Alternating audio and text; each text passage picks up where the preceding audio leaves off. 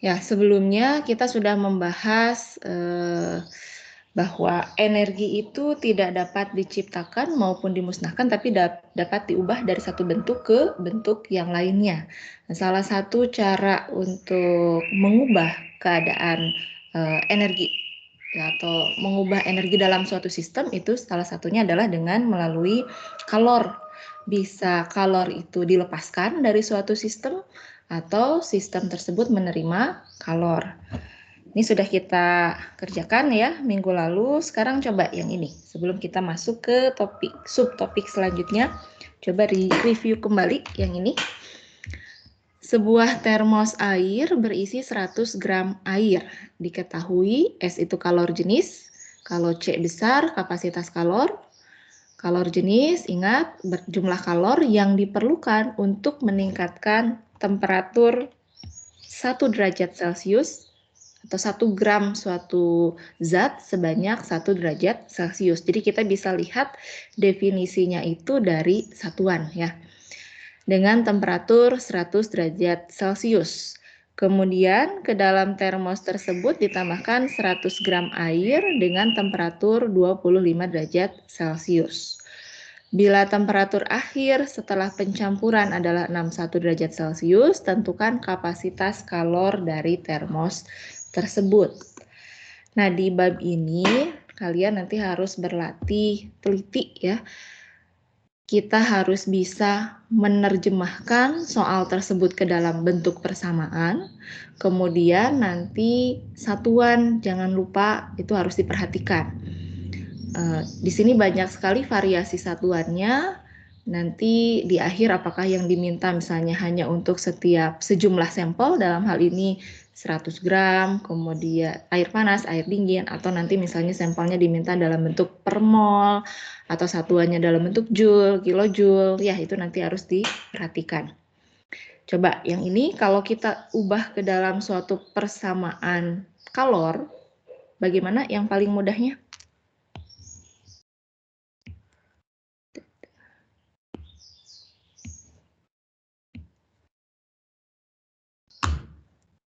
Gimana? Kalor yang dilepas dengan kalor yang diterima. Oke, mungkin akan lebih mudah. Kita sudah terbiasa ya dari SMA. Q lepas sama dengan berapa minus, kan kalau melepaskan kalor itu tandanya negatif ya. Ingat saja bahwa energi dalam suatu sistem itu nanti ada dua ya, bisa diubah, bisa berubah dengan dua cara, dengan kalor dan dengan kerja. Kalau kalornya lepas, itu artinya energi dalam akan berkurang, makanya tandanya minus. Tapi biasanya kalau kalor rasanya hampir tidak ada atau tingkat kemungkinan kesalahan menuliskan positif negatifnya itu biasanya kecil sekali. Tapi yang kerja biasanya masih suka banyak yang keliru ya. Q lepas sama dengan minus Q terima. Nah, di sini kita harus mendefinisikan atau harus mengubahnya ke dalam bentuk persamaan. Di sini kan ada 3 objek ya. Ada air panas, air suhu ruang 25 derajat Celcius, dan juga ada termos. Di sini termosnya karena ditanyakan kapasitas kalor termos, artinya termos tersebut juga menyerap kalor. Nanti di kasus lain mungkin ada waktunya kapasitas kalorimeternya diabaikan. Untuk tahu kapan diabaikan, kapan tidak, itu biasanya lihat dari soalnya. Kalau misalnya ada data, oh kapasitas kalorimeternya sekian, oh berarti kalorimeternya harus kita masukkan ke dalam suatu objek yang menerima kalor. Nah, berarti di sini siapa yang melepaskan kalor? Air panas. Air panas ya. Q air panas sama dengan minus Q yang akan menerima siapa? Termos sama air yang lebih suhu ruang ya, air 25 derajat Celcius ditambah Q termos. Jadi yang penting di dalam kalorimetri kita harus bisa mengubah dari soal tersebut ke dalam persamaan seperti ini. Karena kalau sudah seperti ini tinggal masukkan saja ya angkanya. Q itu kita tahu rumusnya ada 2, bisa pakai M kali S kali delta T atau C kali delta T. Mana yang kita pakai tergantung informasi yang diberikan. Karena di sini ada kalor jenis, berarti kita pakai persamaan yang pertama. Masanya 100 gram, S-nya 4,18 Joule per gram derajat Celcius. Delta T-nya berapa? Delta T-nya? Delta selalu akhir kurang awal. Ya, akhirnya 61 dikurangi awalnya 100 ya. 100 derajat Celcius. Dari sini kita tahu, oh nanti kalornya memiliki satuan Joule. Minus massa air 25 derajat Celciusnya 100 gram. S-nya juga sama, 4,18 Joule per gram derajat Celcius. Lalu delta T-nya 61 kurang 25 ya.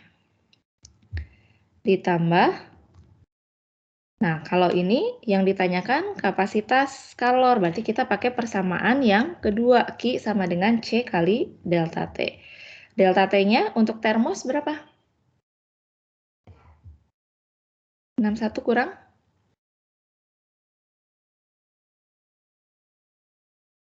Kurang berapa? Berapa temperatur awal termos? Kalau kita tangkap dari soal ini. 100 ya, Bu. 100 Bu. 100, Bu. 25. Kira-kira yang logisnya 100 atau 25 kalau kita punya termos? 25, Bu. 25, ya sebelum kita 25. masukkan air panas, termos itu berada pada temperatur ruang. Logikanya di sini intinya kita mencampurkan ada dua buah air dengan dua temperatur berbeda di dalam suatu termos. Jadi karena di sini tidak disebutkan spesifik ya berapa temperatur awal, ya kita samakan dengan temperatur air dingin ya, air yang 25 derajat Celcius. Bisa dikerjakan, ini berapa? Coba hasilnya. Yang air panasnya 100 kali 4,18 kali 61 kurang 100. Hasilnya pasti negatif kan ya, karena di sini air panas melepaskan kalor. 16,302 Joule sama dengan yang air 25 derajat Celciusnya 418 kali 61 dikurangi 25. 15,048 Joule C kali 61 kurang 25, 36.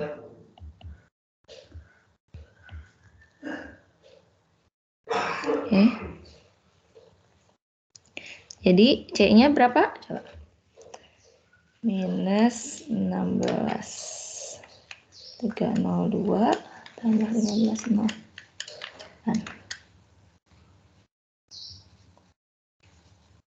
Nah, ini bisa kita hilangkan ya. Karena yang namanya kapasitas kalor itu pasti bernilai positif. Ini negatif, ini juga negatif. Kalau misalnya nanti dalam perhitungan kok ada yang ganjil gitu, kenapa kapasitas kalornya itu bernilai negatif? Oh, berarti ada tanda yang terlewat yang harus kalian tuliskan. Ya. Berapa nih jawabannya? Ada yang sudah? Oke, 0,0248. C-nya, itu kapasitas kalornya? Iya. Coba dicek lagi Aisyah. Yang lain berapa? 34,83, Bu. 34,83 Joule per derajat Celcius. Ya, jadi ini kan tinggal 16.302 dikurangi 15.048. Ini satuannya Joule dibagi ini 36 derajat Celcius. Sesuai dengan definisinya, kapasitas kalor adalah kalor yang diperlukan untuk menaikkan temperatur sebesar 1 derajat Celcius. Sudah ketemu Aisyah salahnya di mana? Nah. Sudah, Bu. Nah ya, jadi terkadang waktu kita mengoperasikan kalkulatornya itu juga suka ada kesalahan ya. Jadi kenali juga masing-masing tipe kalkulatornya supaya nggak salah. Oke, untuk soal ini ada yang mau ditanyakan dulu? Kalau kemarin kita hanya mencampurkan bola besi ke dalam air. Ya, prinsipnya pokoknya tulis dulu Q lepas. Kalau yang melepaskan itu kan artinya nilai kalornya negatif, ya energi sistemnya pasti akan berkurang. Jadi tandanya negatif. Siapa yang menerima? Kita harus mendefinisikan siapa yang menerimanya. Di soal ini jelas yang melepaskan besi, yang menerima air. Di soal yang ini ada 3 objek, ada air panas, air dingin, dan juga termos. Pokoknya kalor akan mengalir dari yang temperaturnya lebih tinggi. Yang temperaturnya lebih tinggi, di sini air panas. Siapa yang akan menerima kalor tersebut? Ada 2, di sini air dingin dan juga termosnya. Ya. Kuncinya itu harus bisa mengubah ke dalam bentuk persamaan. Oke, kita lanjutkan dulu. Bu, Nah, ya silakan. Yang mana? Di yang nomor sebelumnya. Kalau misalkan ini kan sebuah termosnya awalnya berisinya air panas, baru dikasih air suhu ruang. Kalau misalkan air suhu ruang dulu baru dimasukin air panas, itu yang kita termosnya deltanya 61 kurangin 100 juga atau gimana? Sebetulnya sama saja. Kalau misalnya yang diisinya itu adalah air panas dulu, mungkin caranya bertahap ya. Air panas itu ya termos itu yang akan menyerap kalor dari air panasnya. Kemudian nanti ditambahkan air dingin. Nah, air dingin juga sama akan menyerap sisa kalor yang berasal dari air panas. Tapi awalnya kan sama-sama termos itu berada pada temperatur ruang. Tapi kalau kita bayangkan seperti itu, prosesnya bertahap. Termos dulu yang akan menerima kalornya, kemudian air dingin. Kalau sekarang dibalik. Sekarang airnya kita isi dulu air dingin. Kalau suhunya sama-sama 25 derajat Celcius, asumsikan lah ya, temperatur ruang 25 derajat Celcius. Nanti ketika ditambahkan air panas, langsung kedua objek itu yang akan menyerap dari air yang panas. Kebayang nggak?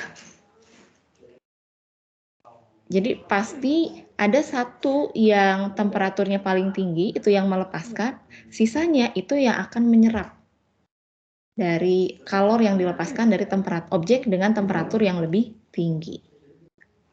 Kecuali nanti ada kasus lagi didefinisikan suhu air termosnya mungkin berbeda. Nah, kita tinggal masukkan pokoknya yang namanya delta itu akhir kurang awal. Bisa dipahami? Bisa, Bu. Makasih, Bu. Nanti kita lihat lagi contoh soal lainnya supaya lebih jelas ya. Bu, Ya. mau nanya Bu, kalau yang termos ini berarti suhu awalnya tuh selalu suhu ruangan ya Bu? Kita asumsikan suhu ruang. Oh oke. Jadi walaupun benda dalamnya itu dingin atau panas, tetap suhu ruangan ya Bu? Iya, betul. Suhu ruang.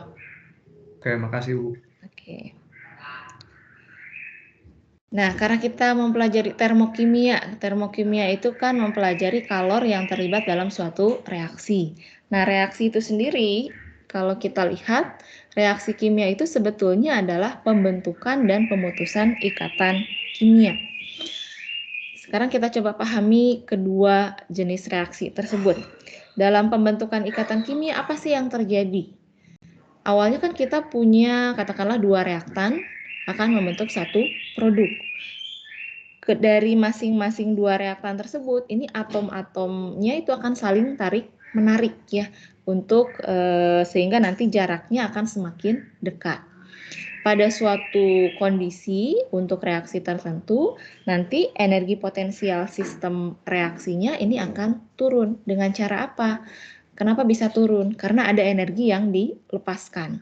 Jadi secara umum kita bisa lihat kalau pembentukan ikatan, maka reaksinya itu adalah eksoterm.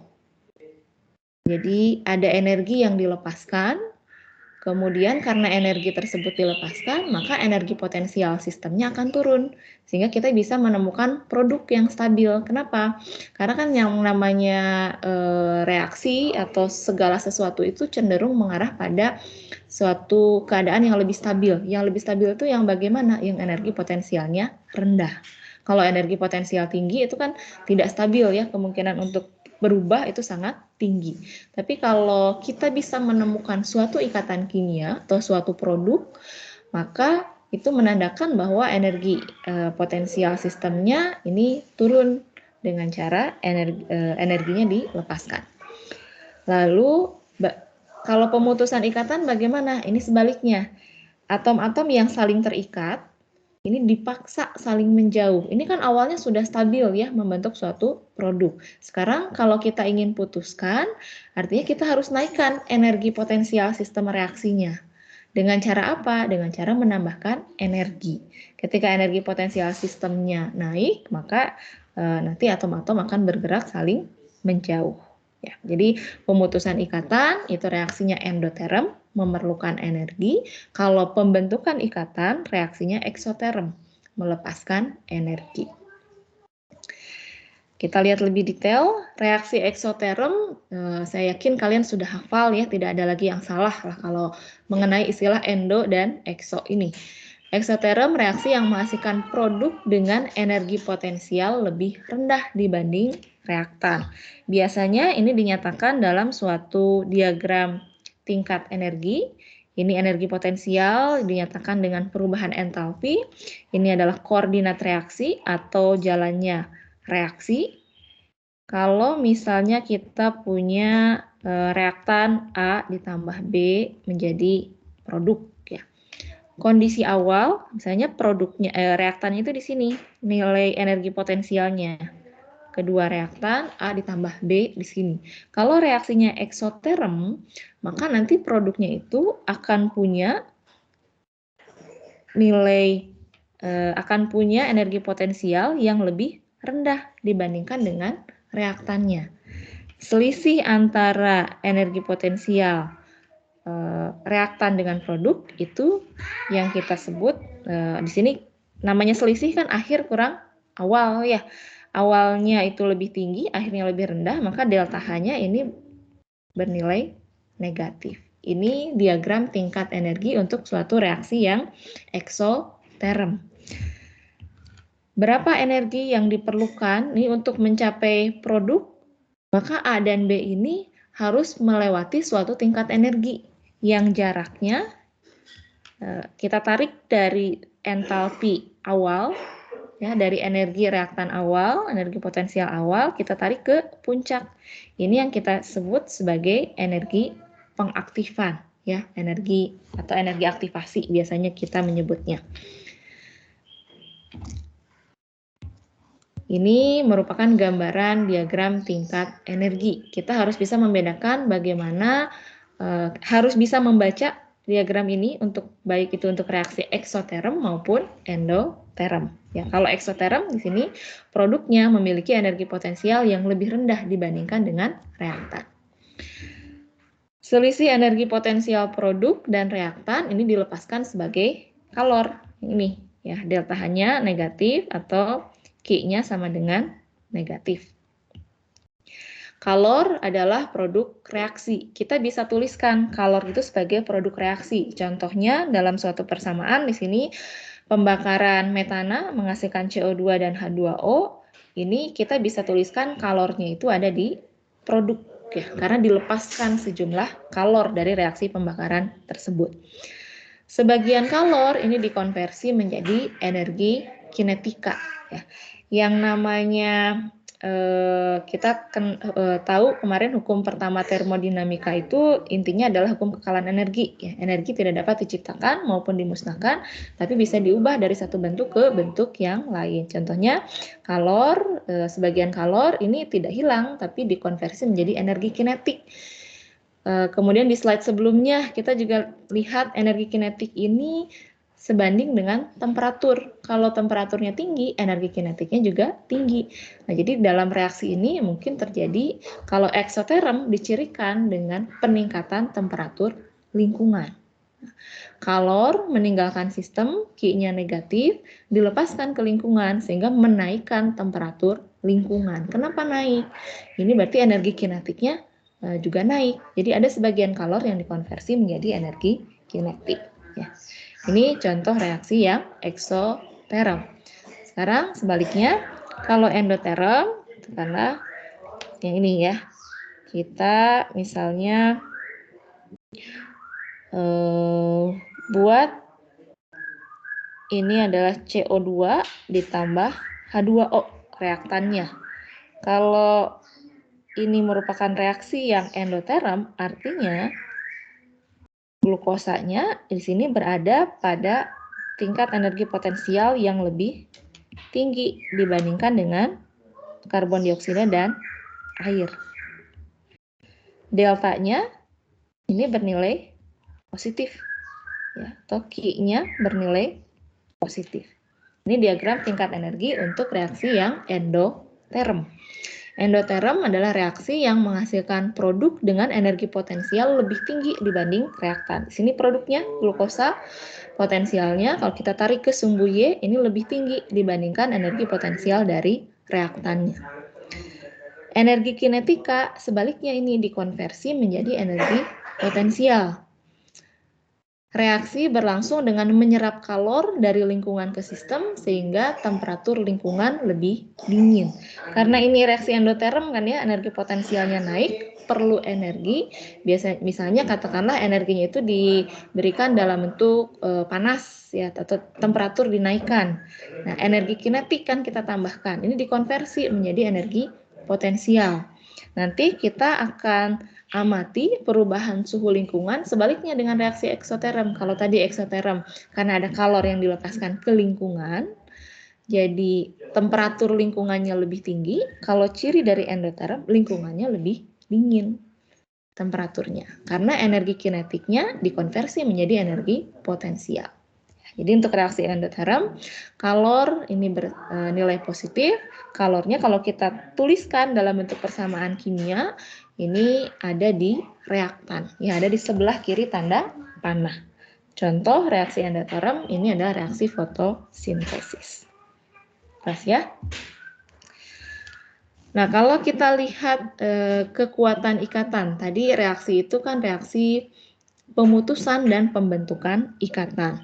Kita juga bisa menilai kekuatan ikatan dari dari berapa energi yang terlibat di dalam apakah pemutusan atau pembentukan ikatan tersebut. Kekuatan ikatan ini berkorelasi ya, ada hubungannya dengan berapa besar energi yang diperlukan untuk memutuskan ikatan. Artinya kalau energi yang diperlukan untuk memutuskan ikatan lebih besar, ikatannya, kekuatannya akan lebih kuat. Kalau energi yang diperlukan untuk memutuskan ikatannya lebih kecil, maka kekuatan ikatannya lebih lemah. Atau bisa juga dinyatakan dengan berapa besarnya energi yang dilepaskan ketika ikatan terbentuk. Tadi pembentukan ikatan itu melepaskan kalor. Semakin banyak kalor yang dilepaskan ketika pembentukan ikatan, maka ikatannya lebih kuat, semakin kuat. Sebaliknya, semakin kecil kalor yang dilepaskan ketika pembentukan ikatan, maka kekuatan ikatannya lebih lemah. Ya. Ini kesimpulannya ada di sini. Semakin besar energi yang diperlukan untuk memutuskan ikatan, semakin kuat ikatannya. Atau kita bisa lihat dari pelepasan energi ketika terbentuknya ikatan. Bila reaktan ikatannya lebih lemah dan produk ikatannya lebih kuat, maka akan dihasilkan energi. Ini contoh gambaran dari reaksi tadi ya, reaksi pembakaran metana. CH4 dibakar dengan 2 molekul oksigen menghasilkan 1 molekul CO2 ditambah 2 molekul H2O. Di sini kan sebetulnya kita bisa melihat yang namanya reaksi kimia ini merupakan penata ulangan ikatan ya. Ada pemutusan ikatan dari reaktan-reaktan ini, kemudian ada pembentukan ikatan-ikatan yang baru. Ya. Untuk pemutusan ikatan ini perlu energi, tapi untuk pembentukan ikatan ya ini melepaskan energi. Makanya Nanti kita punya salah satu pendekatan untuk menentukan berapa sih kalori yang terlibat dalam suatu reaksi. Kita bisa lihat dari berapa energi ikat dari reaktan dan juga produknya. Ya. Kalau tadi kita mencari energinya berupa kalor dari kalorimeter. Nanti ada berbagai cara ya untuk menentukan berapa kalori yang terlibat dari suatu reaksi. Apa yang dimaksud dengan kalor reaksi itu sendiri? Kalor reaksi adalah kalor yang bisa diserap atau dilepaskan dalam reaksi kimia. Caranya bagaimana? Cara yang biasa kita lakukan kalau di laboratorium, kita lakukan eksperimen. Ini ditentukan dengan mengukur perubahan temperatur lingkungan akibat reaksi kimia. Jadi kita cukup gunakan kalorimeter, kemudian kita ukur temperatur awalnya berapa, temperatur akhirnya berapa. Temperatur lingkungan yang mudah kita ukur ini biasanya temperatur air atau larutan ya. Dengan mengukur kalori reaksi itu kita gunakan namanya kalorimeter. Alat yang digunakan untuk mengukur perubahan temperatur akibat dari reaksi kimia. Caranya, sebelum kita mengukur kalori reaksi, kita harus tentukan dulu berapa kapasitas kalorimeter. Kalau kita sudah tahu kalorimeter yang kita gunakan itu punya kapasitas kalor berapa, nanti kita bisa gunakan untuk menentukan berbagai jenis kalor reaksi. Nah, di sini kita kenal ada dua ya, ada dua jenis kalorimeter tergantung kondisi yang dipakai. Kalau kita lakukan reaksi pada volume tetap, ini nanti istilah lainnya kita gunakan ada yang namanya kalorimeter bom. Nanti kita lihat bentuknya seperti apa.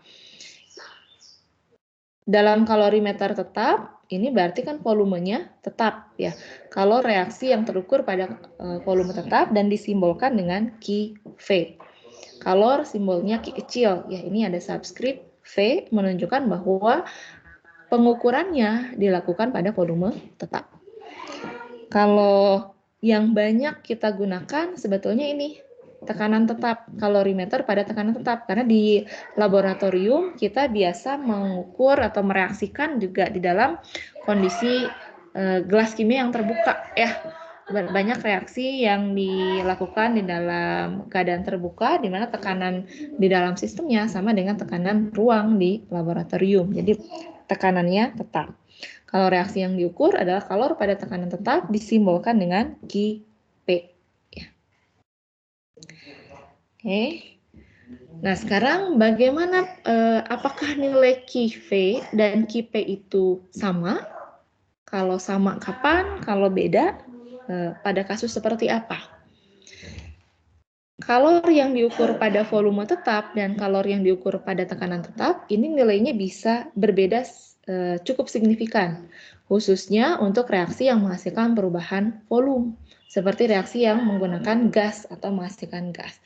Jadi kita coba ingat lagi perbedaan fasa ya, padat, cair, dan gas itu yang membedakan adalah densitas ya, kerapatan.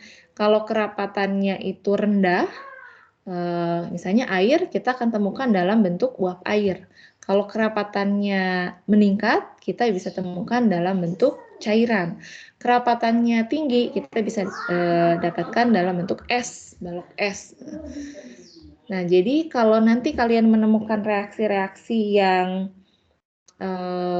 melibatkan fasanya itu cairan, kemudian padatan, itu praktis tidak ada perubahan volume. Tapi kalau misalnya reaksinya itu melibatkan pembentukan gas, itu perubahan volumenya signifikan. Karena yang namanya gas itu kan kerapatannya rendah. Cukup drastis ya perubahan volume dari cairan ke gas. Atau dari padat ke gas. Nah, untuk menguji seberapa beda sih antara Ki V dengan Ki P, kita bisa lakukan suatu reaksi menggunakan piston yang dibenamkan ke dalam ember berisi air. Jadi sistem kalorimeternya ini ada ember, air, dan piston. Kurang lebih seperti inilah ya. Kita punya suatu wadah, lalu di sini kita masukkan reaktannya. Ini piston yang bisa kita naik turunkan. Ini terbuka di atasnya. Jadi Ini ada tekanan ruang yang mendorong piston tersebut. Kalau misalnya reaksinya dilakukan dalam kalorimeter volume tetap, kita kunci pistonnya. Jadi mau dihasilkan gas sebanyak apapun, atau mau reaktannya dalam bentuk gasnya itu berkurang, volumenya tidak akan berubah. Jadi kita kunci. Contohnya, suatu reaksi ini dilakukan 2 kali dalam kalorimeter dengan volume tetap dan tekanan tetap. Diketahui kapasitas kalorimeternya adalah 8,101 kJ per derajat Celcius. Untuk hasil reaksi dalam kalorimeter volume tetap, diketahui di sini temperatur awalnya 24 derajat Celcius, ternyata temperatur akhirnya ini 28,91 derajat Celcius. Nah, dari sini kita sebelum menghitung sebetulnya sudah punya perkiraan. Dari pemahaman bahwa kalau eksoterm itu suhu lingkungan akan naik. Maka nanti Q-nya harus sesuai ya dengan data pengamatannya. Kalau temperaturnya naik, Q-nya pasti akan negatif. Kalau temperaturnya turun, maka Q-nya juga akan positif. Ya, jadi selalu gunakan logika kita sebelum menghitung, menemukan berapa angka pastinya, kita selalu punya perkiraan terlebih dahulu. Oh, kira-kira nanti nilainya akan seperti apa. Dari sini kita bisa tahu dulu tandanya. Oh, tandanya harus negatif. Oh, tandanya harus positif. Misalnya. Kita hitung. Q-nya sama dengan, karena di sini diketahuinya kapasitas kalor, berarti kita pakai C kali delta T. Q sama dengan kalor reaksi, ini sama dengan minus kalorimeter. Kalor yang dilepaskan dari suatu reaksi sama dengan minus kalor yang diterima oleh kalorimeter. Tinggal kita masukkan datanya. Kapasitas kalornya diketahui, temperaturnya akhir kurang awal, ternyata nilainya minus 39,8 kJ. Ya, itu pada volume tetap.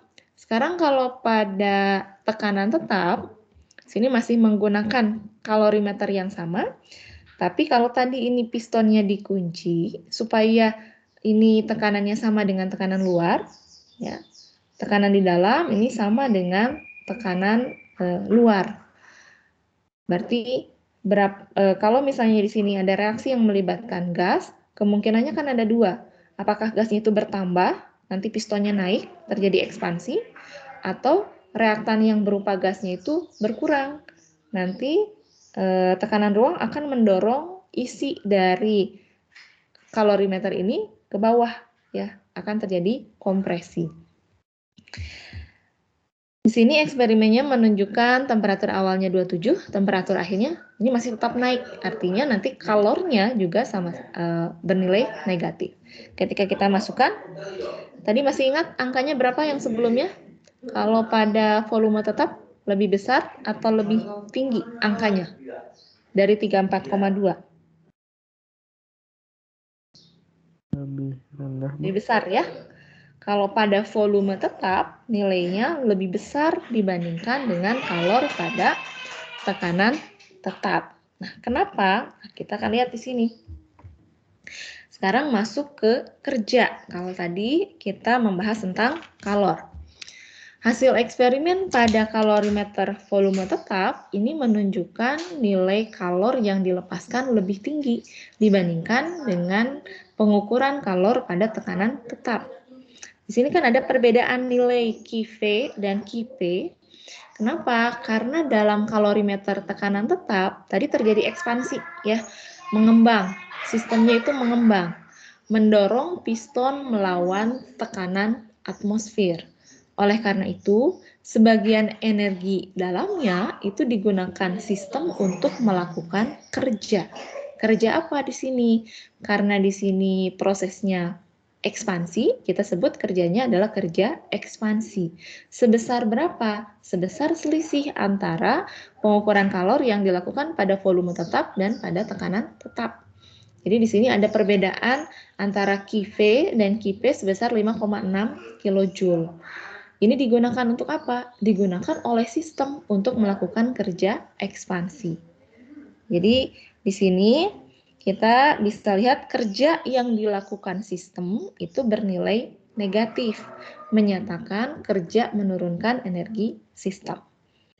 Ya, jadi perubahan energi dalam hanya dapat dilakukan dengan dua cara. Yang pertama melalui kalor, yang kedua melalui kerja. Ada konvensi, tanda untuk menunjukkan kemana arah aliran kalor, siapa yang melakukan kerja.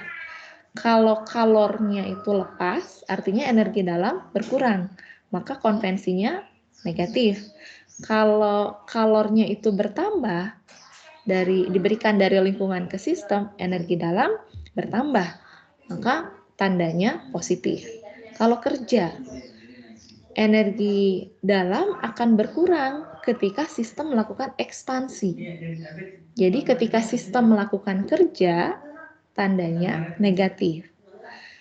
Kalau misalnya lingkungan menekan sistem, melakukan kerja terhadap sistem, sehingga kalau kita lihat sistemnya itu terjadi kompresi, penurunan volume, maka kerjanya bernilai positif. Jadi ada tambahan energi dari lingkungan ke dalam energi dalam.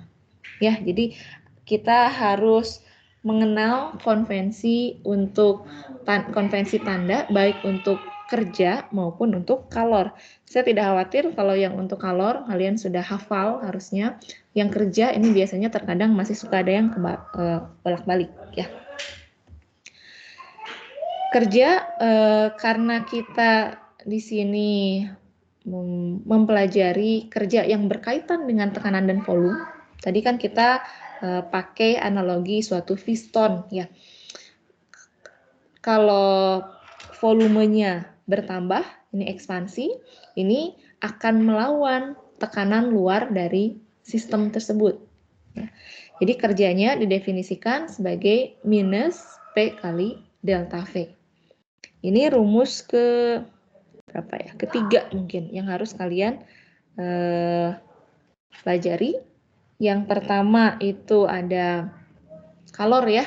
Kalor bisa M kali S kali delta T. Yang kedua, kalor sama dengan C kali delta T. Lalu di sini yang ketiga, rumus kerja itu adalah minus tekanan luar dikali dengan perubahan volume. Ya, P di sini menunjukkan tekanan eksternal atau tekanan luar yang melawan kerja piston. Delta, yang namanya delta selalu akhir kurang awal. Ekspansi atau pengembangan pasti deltanya akan lebih positif, ya lebih besar dari 0. Kalau ini positif, tekanan luar kan pasti positif, maka nilai W nilai kerjanya akan negatif. Sesuai ya, nilai kerja akan negatif, artinya sistem melakukan kerja. Energi dalam itu akan berkurang. Sebaliknya, kalau kompresi, perubahan volumenya bernilai negatif ya, karena akhirnya lebih kecil dibandingkan dengan kondisi awal. Nilai kerja itu pasti akan bernilai positif. Ya. Ini negatif kali negatif, maka kerjanya akan positif. Oke, kita coba hitung, aplikasikan persamaan sederhana tadi. W sama dengan min P kali delta V. Hitung kerja dalam satuan joule. Nah, di sini ada konversi satuan ya nanti. Karena P itu satuannya apa? W sama dengan minus berapa tekanannya? 17 atmosfer. Delta V-nya ekspansi. Nah, kita bisa bayangkan prosesnya. Oh, ekspansi, sistem melakukan kerja. Artinya energi dalam itu kan akan bekerja. Jadi tandanya ini harus negatif. Ya, kita harus punya perkiraan awal, oh nilai kerjanya negatif. Kenapa negatif? Karena sistem melakukan kerja. Kalau sistem melakukan kerja, tandanya negatif. Jadi nanti kita kalau menemukan loh, kok hasilnya jadi positif, oh mungkin ada yang keliru ya. Yang kita masukkan bisa saja terbalik. dari 152 ke 189. Ini kan delta akhir kurang awal. 189 dikurangi 152 liter. Nanti kalau mungkin kalau terburu-buru bisa saja kita tuliskan 152 kurang 189. Negatif kan ya? Negatif kali negatif hasilnya positif. Nah, kalau kita selalu punya perkiraan, oh nilainya itu harus negatif. Ketika kita menemukan hasilnya positif, oh ini keliru. Kita keliru memasukkan deltanya misalnya. Coba dihitung, ini berapa? Satuannya liter ATM. Tapi yang diminta dalam joule. Berapa jawabannya?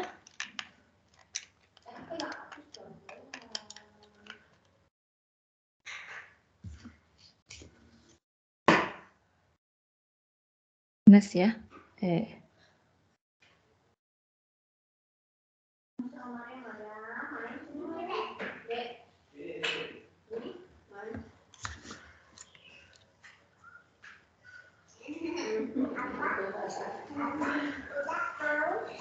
Berapa jawabannya nih? Minus 629, Bu. 629. Sekarang bagaimana cara mengubahnya ke joule? Ada ide cara mengubahnya ke joule tanpa kita tahu konversinya? Dari pengetahuan yang sudah kita peroleh, kira-kira kita menggunakan apa? Tetapan gas, masih ingat angkanya? Liter ATM per mol Kelvin. Yang satu lagi, joule per mol Kelvin. Jadi ini sebetulnya ada ya konversi satuan dari liter ATM itu berapa joule. Tapi seandainya tidak diberikan, sebetulnya kita bisa menggunakan tetapan gas. Kita kenal ada dua tetapan gas ya. Yang satuannya joule per mol Kelvin, ini kan saling menghilangkan. Ya. Yang satu lagi liter ATM per mol Kelvin. Ini kita bisa coret. Jadi nanti hasil akhirnya adalah joule. Nah, yang ini kalau tetapan gas biasanya dikasih tahu ya 8,314, ini 0,082 ya. Jadi seandainya tidak dikasih tahu konversi antara liter ATM ke joule itu berapa, kita bisa gunakan tetapan gas yang familiar, ini sudah biasa kita gunakan. 629 kali 8,3 0,082. Jawabannya 63.774,5 joule. Diminta dalam satuan joule kan ya? Sama jawabannya? Oh, Bu, itu minus harusnya. Itu minus 63 itu. Oh iya, minus, maaf. Ya. Tuh. Bisa ya? Menghitung kerja. Di sini permasalahannya hanya mengkonversi satuan. Oke, kita lanjut. Nah, persamaan yang keempat, kita kan sudah tahu kalor itu definisinya bagaimana, kerja itu bagaimana. Nah, ini sebetulnya baru masuk ke hukum pertama termodinamika, tapi kita sudah bahas dari sebelumnya. Ini sama saja dengan hukum kekekalan energi. Energi dapat ditransfer karena tidak dapat diciptakan maupun dimusnahkan. Energi hanya bisa ditransfer atau diubah sebagai kalor atau kerja, tapi tidak bisa hilang atau bertambah. Ya, jadi inti dari hukum termodinamika pertama itu adalah kekekalan energi. Nah, ini persamaan keempat yang harus kalian ingat ya. Karena persamaan-persamaan dalam termokimia ini itu tidak akan diberikan. Kalian harus tahu ya. Perubahan energi dalam itu hanya dapat diubah melalui kalor, Ki, dan juga kerja. Ini rangkuman untuk tandanya ya. Ini misalnya suatu sistem punya energi dalam tertentu, energi dalam simbolnya E, ini bisa berubah dengan dua cara, dengan kalor dan dengan kerja. Kalau kalornya itu ditambahkan ke dalam sistem, bertambahkan di energi dalamnya, maka tandanya positif. Energi dalam bisa berkurang melalui kalor, jadi tandanya negatif. Kalau kalor dilepas. Sekarang kalau kerja, energi dalam bisa bertambah kalau misalnya kita kompresi ya, atau kerja dilakukan pada sistem, maka tandanya positif. Sebaliknya, energi dalam bisa berkurang melalui kerja kalau sistemnya melakukan kerja, tandanya negatif. Ya, itu rangkuman dari simbol atau konvensi dari perubahan energi dalam melalui kalor dan kerja. Ini hal yang sudah sangat sering kalian lihat dalam termokimia, ya. Di sini kita harus mendefinisikan membedakan antara sistem dengan lingkungan. Sistem itu bagian yang menjadi pusat perhatian atau studi. Kalau lingkungan ya semua di luar sistem, bagian di luar sistem. Batas ini adalah pemisah antara sistem dan lingkungan. Nah, kita bisa bagi berdasarkan sifat batasnya. Ini sistem terbuka adalah reaksi yang paling sering kita lakukan di laboratorium, ya.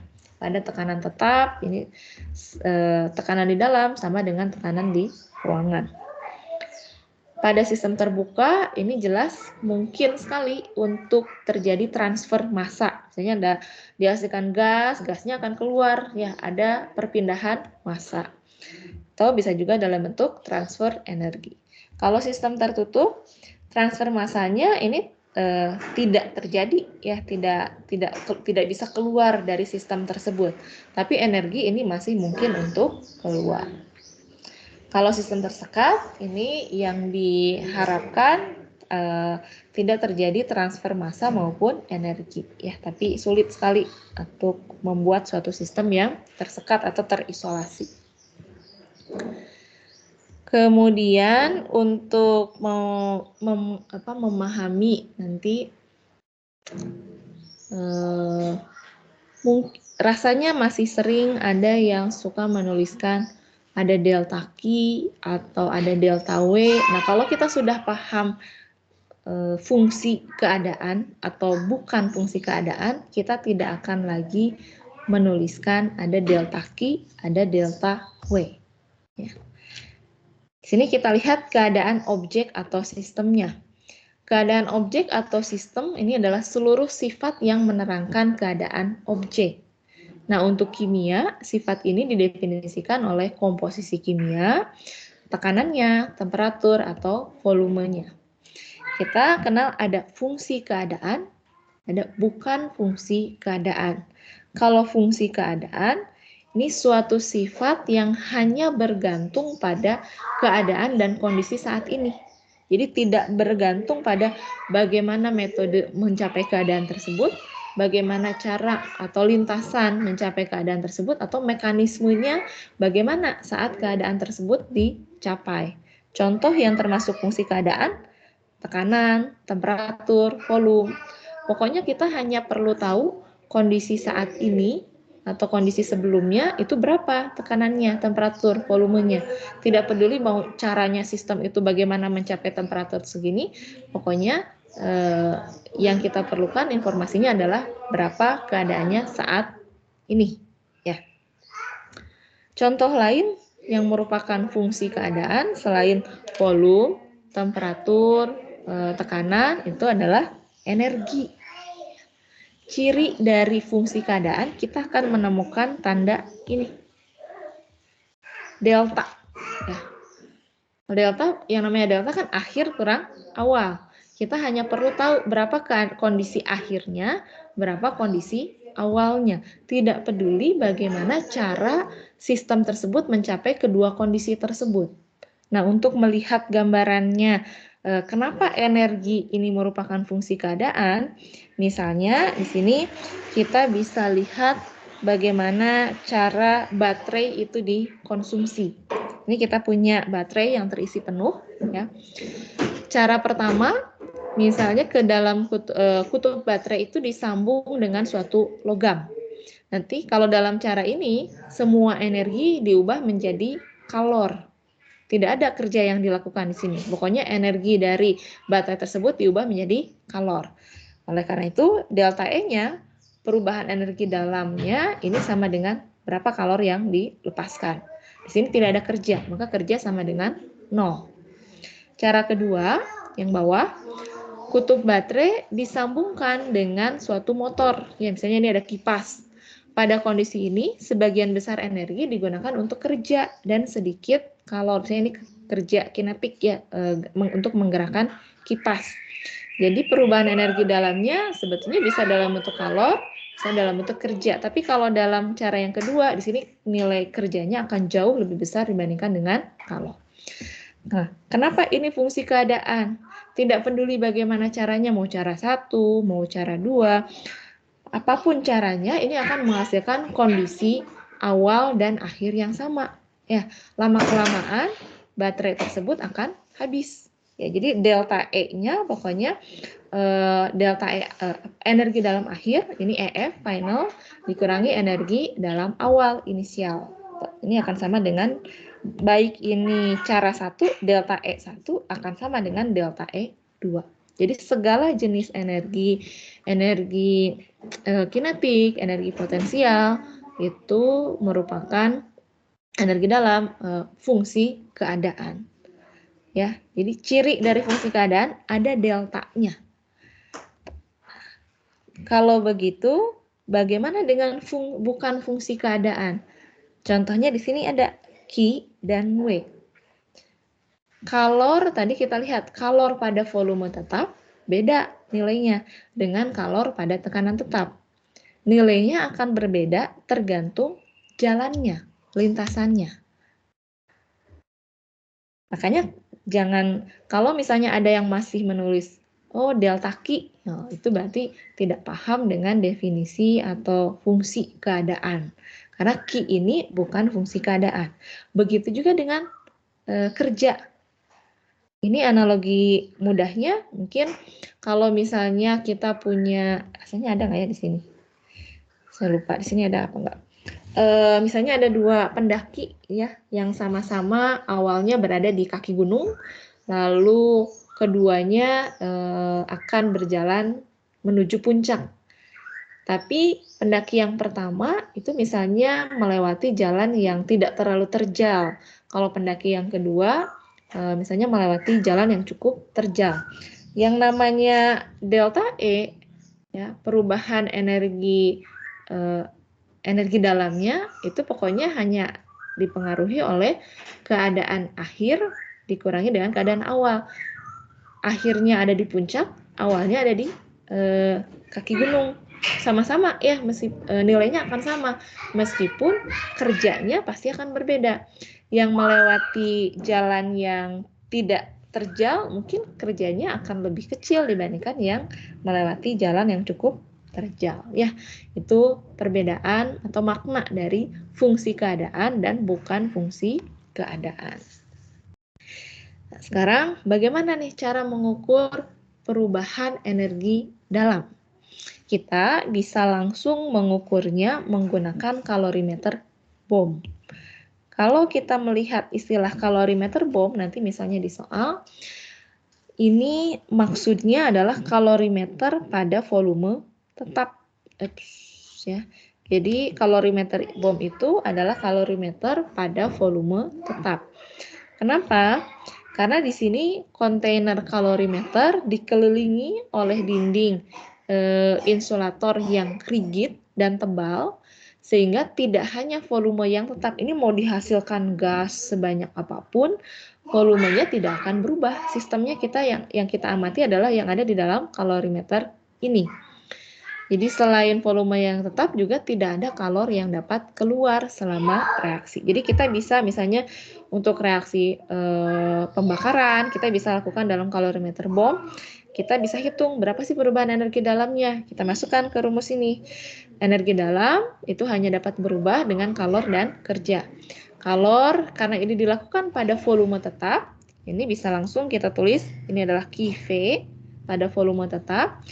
Lalu persamaan yang ketiga tadi tentang kerja, W itu sama dengan min tekanan kali delta volume, min PdV. Nah, karena ini dilakukan pada volume tetap, delta V-nya 0. Jadi, di sini kita bisa langsung menghitung berapa perubahan energi dalam melalui kalorimeter Bohm. Kenapa? Karena perubahan energi dalam akan sama dengan kalor yang diukur pada volume tetap. Ya, jadi nanti mungkin ada 4 ya, ada 4 besaran. Perubahan energi dalam, kalor, kerja, dan satu lagi perubahan entalpi. Kalian harus bisa mencari keempat nilai tersebut menggunakan kalorimeter Bohm maupun menggunakan kalorimeter pada tekanan tetap. Bagaimana kalau kasusnya seperti itu? Coba cari keempat nilai parameter lainnya. Nah, di sini kita baru mencari ada kalor, ya. Di dalam kalorimeter sama rumusnya, misalnya C kali delta T, dapat nilai kalornya. Setelah dapat nilai kalornya, nanti kita bisa cari delta E-nya. Kerjanya 0 kalau dalam kalorimeter Bohm, karena nilai delta P-nya sama dengan 0. Jadi kita sudah tahu ya, 3 parameter dengan mengukur menggunakan kalorimeter Bohm. Kerjanya 0, kalornya C sama dengan delta T, kemudian delta E-nya sama dengan nilai kalornya. Nanti kita lihat delta H-nya berapa, karena kita belum sampai ke perubahan entalpi. Sekarang ini dulu. Coba. 1 gram minyak zaitun dibakar sempurna oleh oksigen murni dalam kalorimeter Bohm. Nah, kalau menemukan istilah ini, oh ini berarti kalor pada volume tetap. Temperatur selimut air naik dari 22 ke 26. Dari sini kita bisa menyimpulkan, oh Q-nya positif atau negatif? Positif, negatif? Negatif. Negatif, ya, karena ada peningkatan temperatur lingkungan selimut airnya. Kalau ada peningkatan temperatur, artinya pembakaran tersebut melepaskan kalor. Kalornya akan diserap oleh selimut air tersebut. Yang pertama, tentukan jumlah kalori dalam kalori. 1 kalori C besar ini sama dengan 1 kilokalori. Jadi kalori C besar ini sama dengan kilokalori yang terkandung dalam tiap gram minyak zaitun. Bila diketahui kapasitas kalorimeternya sekian kilojoule per mol. Tapi di sini ada yang terlewat ya. Dari joule ke kalori ada yang ingat? Dari joule ke kalori itu 4,184 ya. Kilojoule per kilokalori. Ini mungkin ada satu konversi yang terlewat. Coba gimana caranya? Yang pertama, kalor, yang diminta kalor. Seperti biasa, Q sama dengan C kali delta T atau S kali delta T di sini. C ya, karena yang diketahuinya adalah kapasitas kalor. Kalau S satuannya harus ada per gramnya. Berarti kita pakai Q sama dengan C kali delta T. C-nya 9,032 kilojoule per derajat Celcius. Delta T-nya berapa?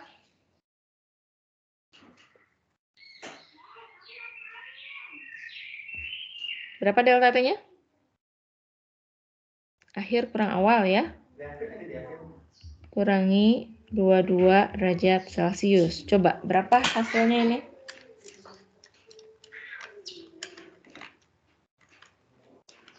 Tiga 36,57. 36,57 satuannya kilojoule. Berapa kilokalori?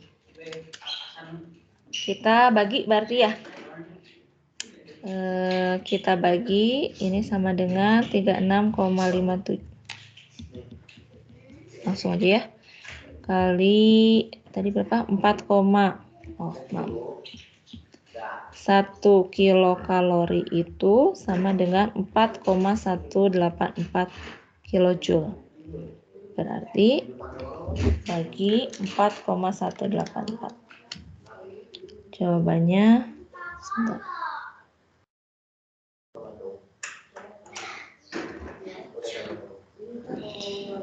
Oke, jawabannya berapa ini? 8,74 kalori ya. Karena 1 kilokalori sama dengan 1 kalori. Ini yang Nah, ini adalah kalor yang diserap oleh siapa? Oleh kalorimeter. Tapi yang diminta adalah yang terkandung, berapa jumlah kalori yang terkandung dalam tiap gram minyak zaitun. Berarti Ki zaitun sama dengan minus Ki kalorimeter. Sama dengan minus 8,74 kalori. Ini yang diminta adalah per gram. Ini kebetulan yang direaksikan adalah 1 gram. Jadi nilai ini langsung per gram. Kalau misalnya yang direaksikan itu adalah 2 gram, diminta dalam tiap gram, berarti ini nanti kita bagi 2. Bisa dipahami yang A dulu? Yang kita hitung tadi adalah kalor yang diserap oleh kalorimeter BOM. Karena kita memasukkan ini kapasitas kalorimeternya berapa, lalu perubahan kalorimeternya berapa. Ini adalah kalor yang diserap oleh kalorimeter. Kalau menyerapkan endoterm positif, terbukti dari deltanya positif kali C positif, maka Q-nya positif. Tapi yang diminta adalah yang terkandung dalam tiap gram minyak zaitun. Jadi ini kan zaitun itu dibakar. Pembakaran ini melepaskan kalor. Siapa yang akan menyerap kalornya? Kalorimeter. Jadi yang ditanya adalah kalor yang dilepaskan akibat pembakaran 1 gram zaitun. Jadi minus jawabannya. Kalau kalian menjawabnya mungkin nanti di essay gitu ya, tidak sampai ini. Atau nanti di pilihan ganda berapa kalor yang terkandung dalam tiap gram minyak zaitun. Ini kan angkanya sama, tapi tandanya berbeda. Kalau jawabannya yang positif, salah. Harusnya yang negatif. Karena negatif itu menunjukkan bahwa reaksi tersebut melepaskan kalor. Jadi nanti perhatikan apa yang diminta. Ini bisa tiap gram, tiap mol, atau sejumlah yang direaksikan. Oke. Bisa dipahami ya, yang A. Yang B, minyak zaitun hampir seluruhnya adalah gliserol trioleat. Persamaan reaksi pembakarannya, ini asumsikan sudah setara. Tentukan delta E, perubahan energi dalam untuk pembakaran 1 mol. Yang ditanyakan delta E, ingat tadi persamaan kelima lah ya kalau kita hitung. Persamaan ke-1 Ki MS kali delta T, kedua Ki C kali delta T, ketiga W sama dengan min P kali delta V, keempat delta E sama dengan Ki plus W, kelima delta E sama dengan apa? Ki V. Jadi nilai delta E-nya ini yang diminta tidak disebutkan ya dalam satuan apa, tapi biasanya ini dinyatakan dalam kilojoule per mol.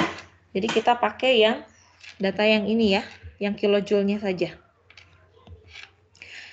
Jadi delta E-nya sama dengan minus 36,57 kilojoule, tapi ini per gram. Yang diminta untuk 1 mol. Jadi diapakan? Dari massa kita ubah ke mol dibagi massa molarnya. Massa molarnya diketahui ini 885,4. Coba dihitung. Jadi ini hanya konversi dari 1 gram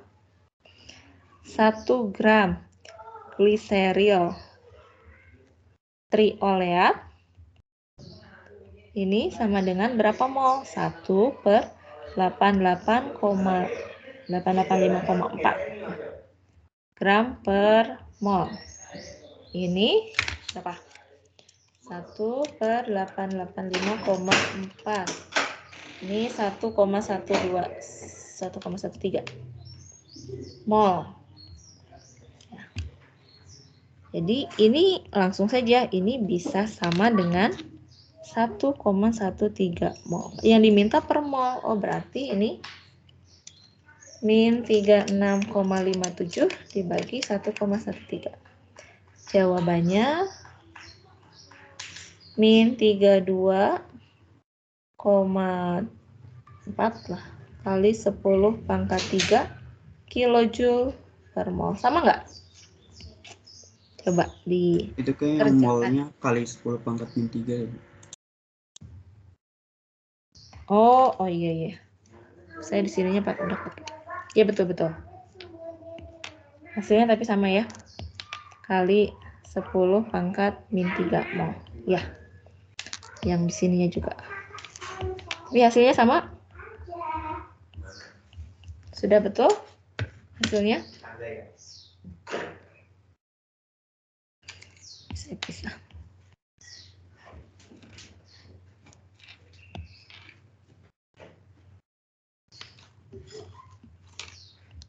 Ada yang bertanyakan dulu ini?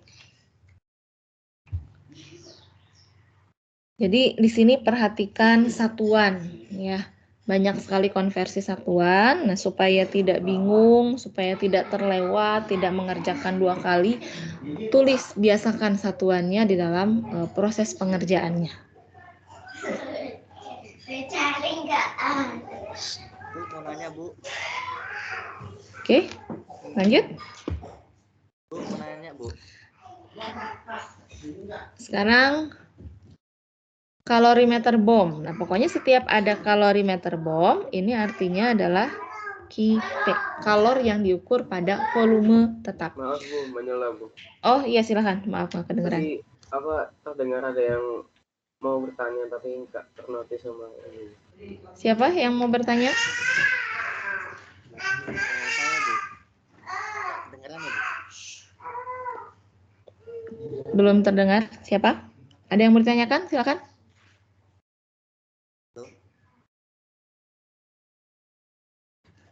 Halo.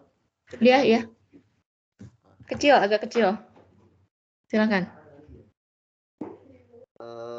Tadi saya belum paham yang bagian ini, Bu.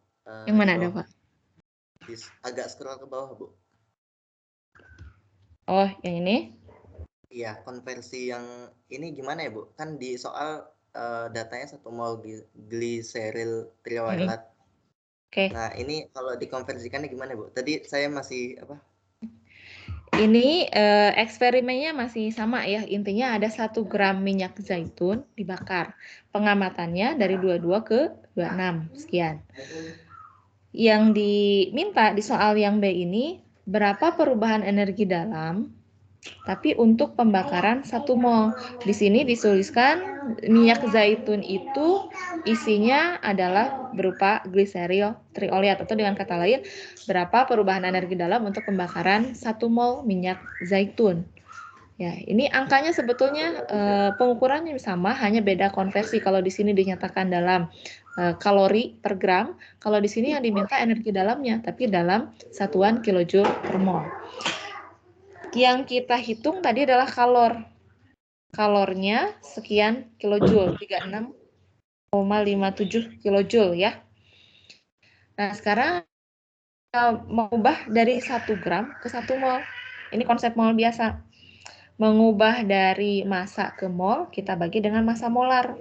Massa molar gliseril trioletnya 1/885,4, 1,13 kali 10⁻³ mol. Jadi ini dengan kata lain, kita mereaksikan 1,13 kali 10⁻³ mol minyak zaitun dibakar dengan oksigen, pengamatannya seperti ini.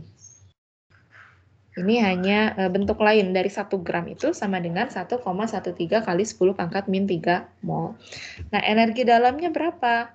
Energi dalam itu kan bisa langsung kita hitung dari kalor pada volume tetap. Jadi nilainya sama, minus 36,57.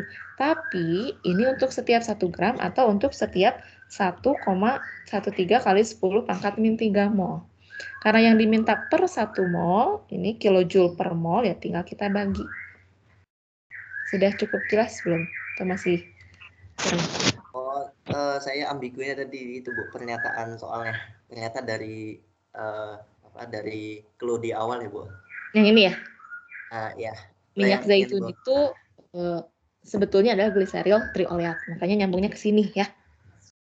Oke, dah? Ya, paham, Bu. Oke. Coba yang ini.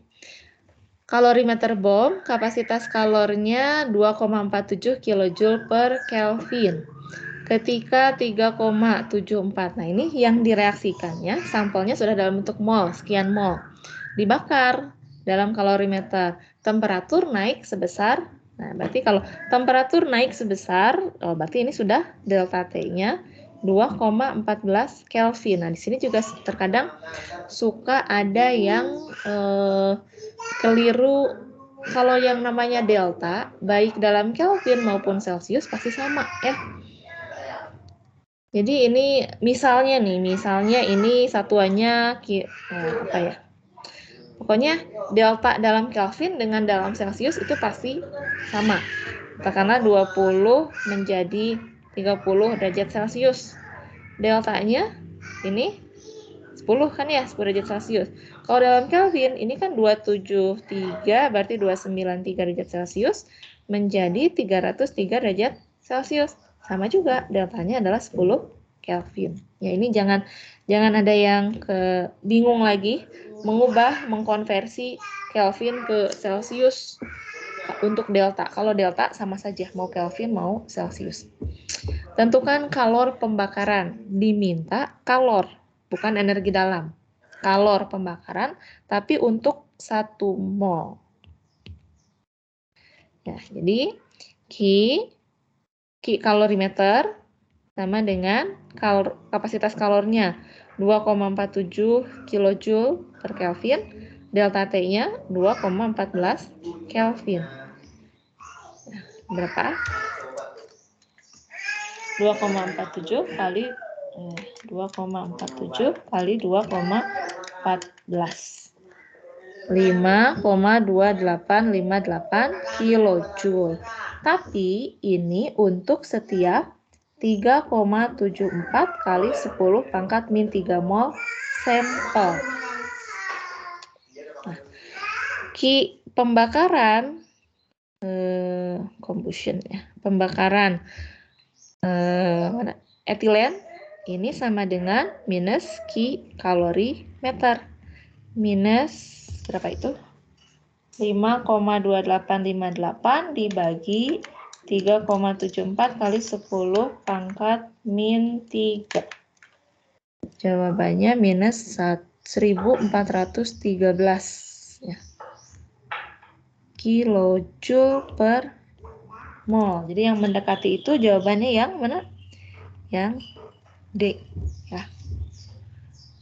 Bisa dipahami yang ini? Jadi tanda negatif positif di sini berpengaruh. Mungkin kalian bisa, kalau ini pilihan ganda. Kalau sekarang sih rasanya setahu saya soal-soal kuis kalau berupa angka itu berupa isian singkat ya. Tapi kalau seandainya pilihan ganda kan kalian bisa menebak, pasti ini jawabannya antara 5,29 atau 1410.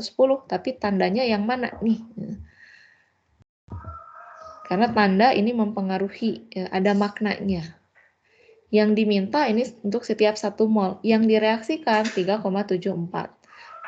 Pengamatan di sini peningkatan sebesar 2. Nah, ini juga bisa sebetulnya kalau kita sudah tahu angka, ada clue juga di sini. Temperatur naik. Kalau temperatur naik artinya Q itu pasti negatif. Jadi kemungkinan jawabannya antara A, C atau D. Tinggal dihitung. Berarti tinggal C kali delta T, tapi jangan lupa dibagi sekian mol yang direaksikan. Jelas yang ini? Ada yang mau ditanyakan dulu? Tidak ada. Bu, saya ingin bertanya, tapi yang tadi Bu, mungkin slide atas, yang reaksi endotherm exotherm itu Bu. Oke. Karena kalau setahu saya kan gini Bu, kalau yang katabolisme itu kan pemecahan karbohidrat gitu kan Bu, itu kan dia melepaskan energi ya Bu. Tapi kenapa kok yang di sini melepas energi itu ketika pembentukan ya Bu? Melepas energi pembentukan karena ketika pembentukan ikatan ya. Kalau pembentukan produk itu kan sebetulnya memang ada yang positif, ada yang negatif, ada yang ekso, ada yang endo. Tapi kalau pembentukan ikatan itu bisa stabil kalau energi potensialnya lebih kecil dibandingkan energi potensial awalnya. Kenapa ekso? Ya karena energi potensialnya lebih kecil, itu dengan cara melepaskan kalor. Itu pembentukan ikatan. Tapi kalau pembentukan produk, yang namanya reaksi itu ada eksoterm, ada endoterm. Kalau tadi kita lihat dari sisi pemutusan dan pembentukan ikatan. Nanti ada lebih detail lagi, misalnya ikatan CH, ikatan CC.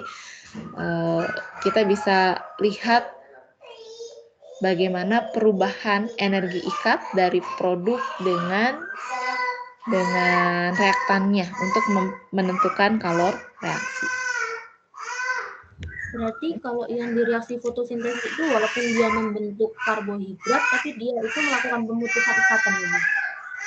Kalau reaksi, jadi pemutusan ikatannya kalau yang mana? Yang fotosintesis, dia pemutusan ikatannya memutuskan ikatan CO dalam CO2, lalu dalam H2O, pembentukan ikatannya adalah pembentukan ikatan di glukosanya. Tapi reaksi secara keseluruhan, itu reaksinya adalah memerlukan energi. Kalau fotosintesis tadi. Terima kasih. Ya, sama-sama. Ya.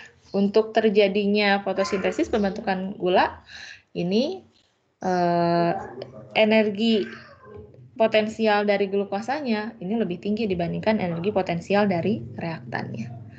Tapi kalau pemutusan ikatan CO di sini, OH, itu perlu energi. Pembentukan ikatan CH, kemudian ada OH, di situ melepaskan energi.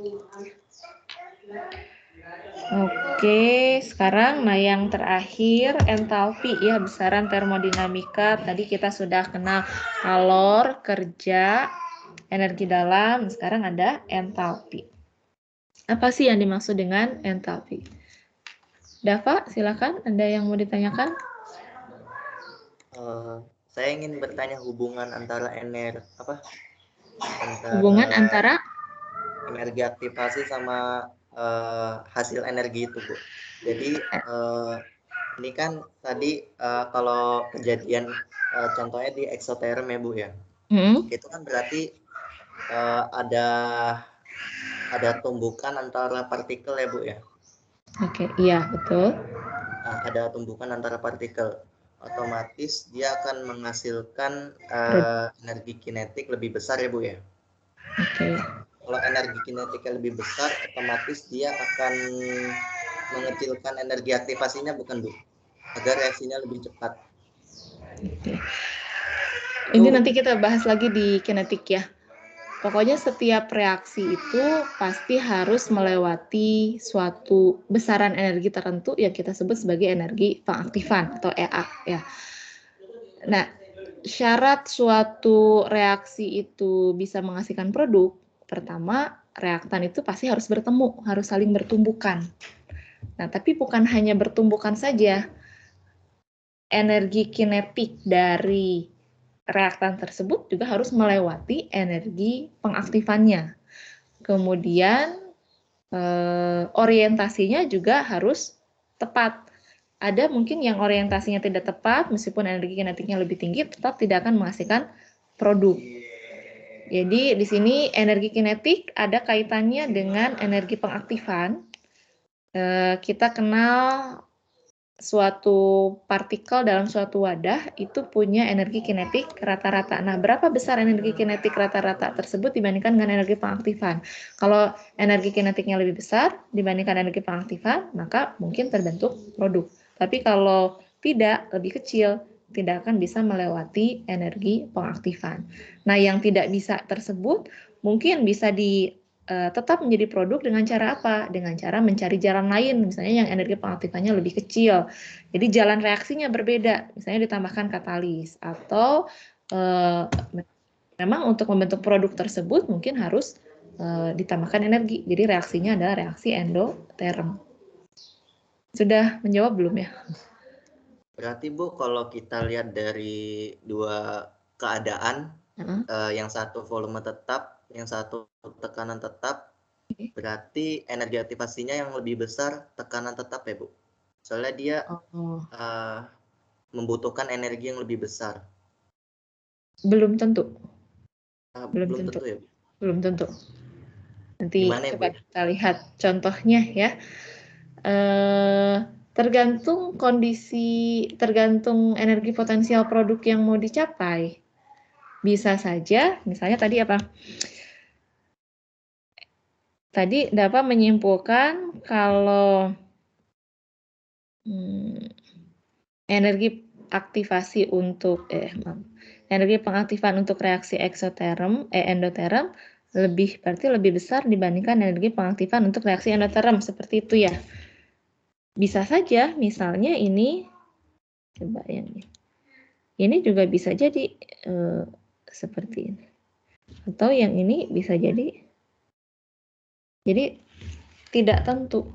Maksudnya tidak pasti energi pengaktifan untuk reaksi yang endoterm, ini endoterm, yang ini eksoterm.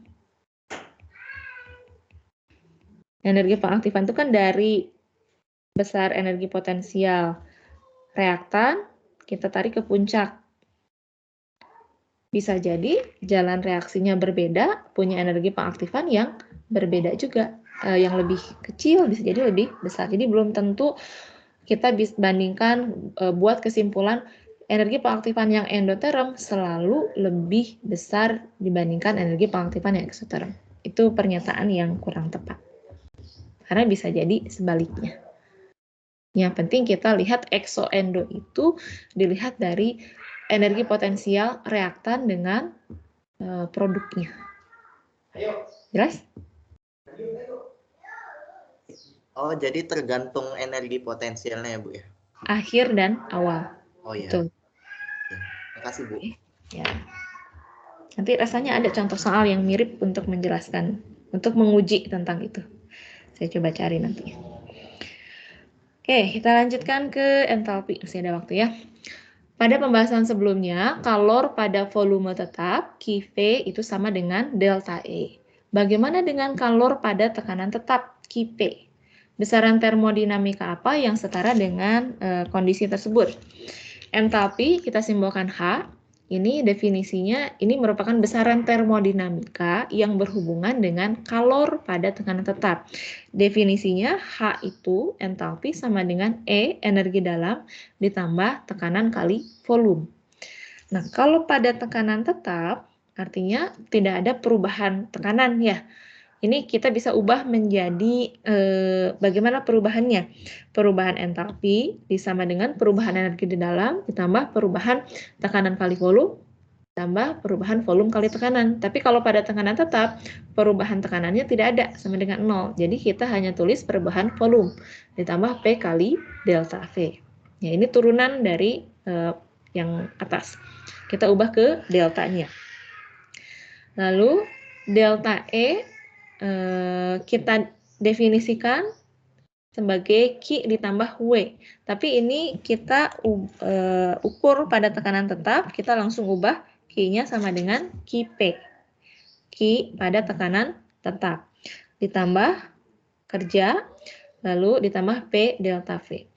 Bila kerja yang dimaksud hanya kerja tekanan volume, ya pada sistem tersebut, ini W itu kalau tekanan volume, maka nilainya sama dengan minus Pi kali delta V. Kalau ini kita ubah menjadi kerja, ini kita ubah tandanya jadi min W ya.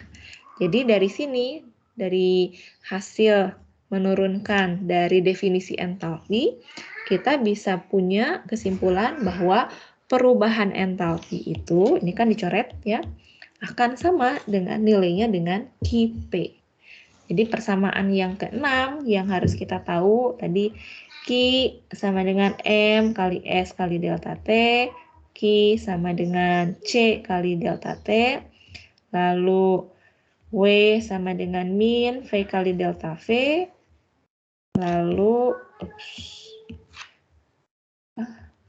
delta E sama dengan Q plus W, kemudian delta E sama dengan Qp, nah delta H sama dengan Qp. Ya. Ini beberapa persamaan yang harus kalian ingat untuk menyelesaikan soal-soal termokimia. Jadi delta H adalah kalor pada tekanan tetap. Jadi kalau misalnya kalian coba ambil textbook kimia dasar di bagian belakang, ada data termodinamika, karena pada umumnya reaksi itu dilakukan pada ruang terbuka, pada wadah terbuka, pada tekanan tetap, maka besaran termodinamika yang dipakai itu adalah delta H. Bukan delta E, bukan kalor, bukan kerja, tapi delta H. Itu alasannya kalau mau diingat, oh kita biasa melakukan eksperimen pada pada tekanan ruang. Berarti kalor yang diukur pada tekanan tetap itu sama dengan delta H. Ini kita lihat contoh kalorimeter pada tekanan tetap. Kalor pada tekanan tetap ini diukur menggunakan kalorimeter tekanan tetap yang dikenal dengan nama kalorimeter. Ini harusnya kalau kalian praktikum di laboratorium ini dikerjakan. Kalorimeter ini bertekanan tetap karena terbuka sehingga tekanannya mengikuti tekanan atmosfer. Kalau reaksinya sama saja Q sama dengan C kali delta T. Yang kita ukur adalah berapa perubahan temperaturnya. Oke, kita coba hitung yang ini. Nah, sudah mulai menentukan kalor reaksi. Di sini reaksi yang ditentukan adalah reaksi penetralan, ya, netralisasi antara NaOH dengan HCl. Kalau kita tuliskan reaksinya, ini masih 1:1, ya. Kebetulan di soal ini 1:1. Jadi NaCl ditambah H2O. Eksoterm, ya, artinya Q-nya nanti negatif, temperaturnya pengamatannya harusnya terjadi peningkatan temperatur. Sebanyak 50 mili HCl 1 molar, berarti ini 0,05 mol. Dicampurkan, ini jumlahnya sama ya, 0,05 mol. Hasil dari reaksi HCl dan NaOH menyebabkan kenaikan temperatur. Sesuai ya, ini reaksinya eksoterm, terjadi kenaikan temperatur dari 25 ke 32. Tentukan entalpi reaksi. Jadi yang ditanyakan adalah delta H dalam kilojoule per mol dari HCl. Berarti nanti per mol HCl. Karena di sini kebetulan NaOH dan HCl itu 1:1 dan juga molnya sama, mungkin kalaupun Anda yang keliru atau yang belum paham, ini hasilnya akan benar. Karena perbandingannya 1:1, molnya juga sama. Tapi akan lain kalau perbandingan molnya berbeda, lalu molnya juga yang digunakan berbeda, koefisiennya berbeda, mol yang digunakan juga berbeda. Asumsi kalor jenis larutan sama dengan kalor jenis air. Kerapatan HCl 1,02, NaOH 1,04. Bagaimana cara mengubah data ini ke dalam suatu persamaan? Yang ditanyakan adalah Q reaksi, ya. Q reaksinya ini eksoterm. Dia akan diterima oleh siapa? Ada kapasitas kalorimeternya nggak di sini?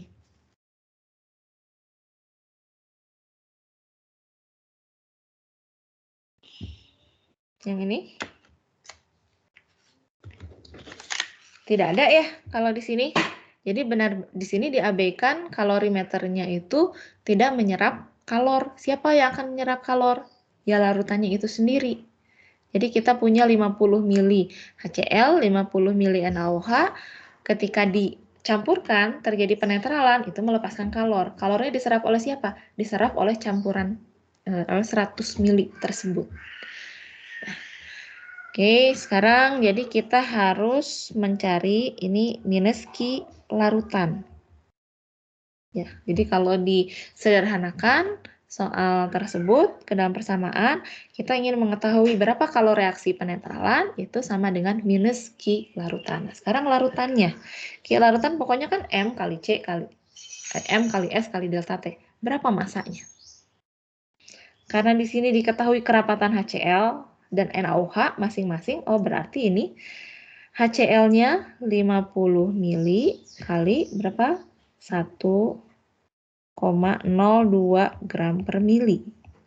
Dihitung berapa?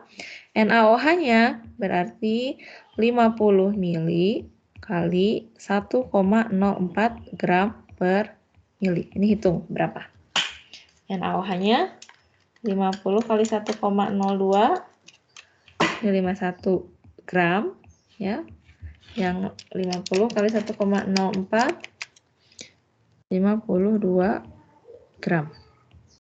Berarti massa totalnya adalah 103 ya. Minus 103 gram. Ini larutan. Berapa kalor jenis larutannya? Di sini diasumsikan kalor jenis larutan sama dengan kalor jenis air. Kali 4,184 Joule per gram derajat Celcius. Ya. Kali delta T-nya 32,2 dikurangi 25,5 derajat Celcius. Nanti satuannya ini Joule. Ya. Minus berapa?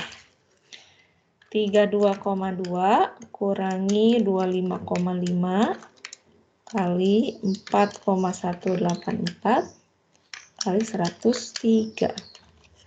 Jawabannya minus 2887,38 Joule. Betul ini? Ini untuk setiap 50 mili HCl 1 molar dinetralkan dengan 50 mili NaOH 1 molar. Yang ditanyakan adalah entalpi reaksi. Delta H ini sama dengan Qp. Berarti minus 2887,38 Joule. Atau langsung kita ubah ke kilojoule. 2,887 kilojoule per berapa? Yang diminta per mol. Ini HCl-nya tadi sudah kita hitung per 0,05 mol. Jadi minus 2887 kilojoule itu untuk setiap 0,05 mol HCl yang direaksikan. Dibagi 1000 bagi 0,05. Jadi jawabannya minus 57,7 kilojoule per mol HCl. Sama jawabannya? Jadi pahami dulu eksperimennya seperti apa. Ini sejumlah HCl dinetralkan dengan sejumlah NaOH. Reaksinya eksoterm ditandai dengan peningkatan temperatur. Kalau reaksi tersebut diserap oleh siapa? Oleh larutan. Selama tidak disebutkan kapasitas kalorimeternya, berarti jadi kalorimeter kita asumsikan tidak menyerap kalor. Jadi di sini hanya larutan. Maka definisi awalnya kita tuliskan persamaan reaksinya Q reaksi sama dengan minus Q larutan. Tinggal kita cari Q larutan. Pokoknya Q itu kalau nggak M kali S kali delta T, C kali delta T. Karena di sini adanya S, kita cari massa larutannya berapa. Massa larutan ini campuran HCl dengan NaOH yang masing-masing 50 mili. Di sini dituliskan kerapatan masing-masingnya. Oh, berarti kita cari dulu volume dengan kali kerapatan masing-masing, nanti dijumlahkan dapat 103. Kali S seperti biasa kali delta T. Itu kalau reaksi pada tekanan tetap. Entalpi, perubahan entalpi itu sama dengan kalor pada tekanan tetap. Nah, ini untuk setiap 0,05 mol HCl. Yang diminta adalah dalam satuan kilojoule per mol HCl. Jelas ya? Ada yang ditanyakan? Satu lagi, terakhir yang ini. Apa bedanya dengan soal yang tadi? Ini koefisiennya sudah beda ya. H2SO4 direaksikan dengan masih sama-sama reaksi penetralan, tapi reaksinya ini Na2SO4 H2O 1 banding 2. Molnya 25 mili larutan NaOH 50. Berarti NaOH-nya 0,05 mol pada 25 liter. H2SO4-nya berapa? 50 kali 0,987 0,04935. Ya udah. Ini ya. pertanyaannya, ini temperatur larutan naik menjadi dari 25 ke, berarti artinya Q-nya negatif. Tentukan delta H dalam satuan kilojoule per mol terhadap reaktan pembatas. Jadi kita harus cari dulu, berarti terhadap siapa? Terhadap NaOH atau terhadap H2SO4?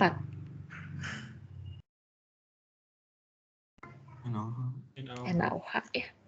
Jadi ini NaOH karena 0,05 bagi 2 lebih kecil dibandingkan 0,04935 bagi 1. Diasumsikan kalor jenis larutan sama ya, ini seperti tadi, tapi di sini kerapatan larutan 1 gram per mili. Kalau tadi itu masing-masing HCl NaOH-nya ada nilai kerapatannya, kalau ini kerapatan larutan. Jadi yang membedakan, nah kalau ini ditulis ya, kalau kapasitas kalorimeternya atau kalor yang diserap oleh kalorimeternya diabaikan. Ini sama seperti tadi, Q reaksi penetralan sama dengan minus Q larutan. Tinggal Q larutannya berapa? Masanya berapa? Ada 50 ditambah 25 mili. 75 mili. Kerapatan larutannya 1 gram per mili. Jadi masanya 75 gram. S-nya larutan 4,184 Joule per gram derajat Celcius. Delta T-nya 33,9 dikurangi 25 derajat Celcius. Ini gram. Jadi satuannya nanti sekian Joule. Coba dihitung. 33,9 kurang 25 kali 4,184 kali 75 minus 2792,82 Joule ya. Atau ini kita tulis aja minus 2,79 kilojoule. Tapi ini untuk setiap 0,05 mol NaOH yang diminta per mol reaktan pembatas. Berarti jawabannya berapa? Dibagi 0,05. Minus 55,86 kilojoule per mol NaOH. Jelas sampai sini? Ada yang masih bingung? Jadi kuncinya pahami soalnya, ubah ke dalam persamaan, Q reaksi sama dengan minus, atau Q lepas sama dengan minus Q terima, atau Q reaksi sama dengan minus siapa yang menyerap kalor tersebut. Tinggal sesuaikan dengan informasi yang ada di soal, apa kita pakai kapasitas kalor, pakai kalor jenis, pakai massa larutannya gabungan, atau pakai masing-masing dicari dulu masanya, reaktannya, sisanya ikuti atau lengkapi datanya. Oke. Ada yang mau tanyakan dulu sampai sini? Ini slide ini saya upload lah soal. Saya lupa ya belum upload slide ini. Ya silakan. Tadi siapa? Saya Izan. Saya ingin bertanya untuk sebelumnya kan di reaksi pembatasnya 0,025 mol. Untuk hasil Joule yang akhir bagiannya tetap 0,05 ya Bu. Karena kan yang berakhir tetap 0,025. Betul. Kalau tadi 0,025 hanya untuk menentukan reaktan pembatas. Perbandingan antara mol dibagi koefisiennya lebih kecil yang mana. Tapi kalau untuk mencari berapa kilojoule per mol, tetap pakai mol yang direaksikan. Tuh. Oke, udah? Makasih Bu. Ya, karena sudah jam 8.45, mungkin saya akhiri dulu sampai sini ya. Ini rasanya tuh tinggal sedikit lagi. Selesai lah, nanti satu pertemuan lagi hari Jumat. Setelah ini saya langsung upload slide-nya supaya bisa dipelajari yang ini ya. Oke, jangan lupa untuk mengerjakan kuisnya. Kuis itu sebetulnya saya selalu buka dari jam 6.30 sampai 9.15 ya, untuk mengatasi yang tidak terdeteksi. Mengerjakannya ada di luar waktu 7 sampai 9. Ya, karena ini kan tidak masuk ke dalam penilaian, yang penting saya ingin tahu kalian sudah paham atau belum tentang bab yang disampaikan. Jadi saya selalu lihat evaluasi setiap kuisnya. Yang terakhir, yang kemarin masih banyak beberapa yang salah ya. Kalau sempat nanti biasa saya japri lagi satu-satu yang masih keliru. Oke, saya akhiri kuliah hari ini. Terima kasih atas perhatiannya. Semoga bisa diterima dengan baik ya. Jadikan evaluasi kuis 1 kemarin nanti supaya di ujian bisa lebih baik lagi. Selamat pagi. Assalamualaikum warahmatullahi wabarakatuh.